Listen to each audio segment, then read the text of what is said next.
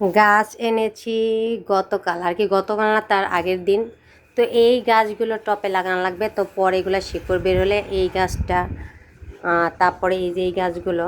তো টপ আনতে বলেছিলাম, এই যে এত সুন্দর সুন্দর কিউট টপ এনেছে, এখানে 3টা আর এই একটা আরও আনতে বলছিলাম, সে ভুলে গেছে।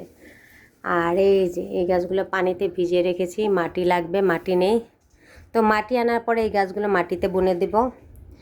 আর এইখানে গাছ রাখার একদম মূল কারণ আর কি, প্রধান কারণ যেটা, সেটা হচ্ছে এই যে বাতাস।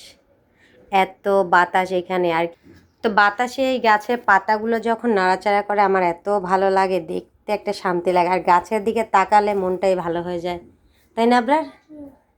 কি সুন্দর তাই না? আর কি গাছের পাতাগুলো যখন বাতাসে নাড়াচাড়া করে তখন আমার অনেক শান্তি লাগে। দেখুন কি সুন্দর বাতাস, আর কি এখানে দাঁড়ালে বাতাসে অন্তরটা আর কি শীতল হয়ে যায়। দেখুন এত বাতাস, মাশাল্লাহ।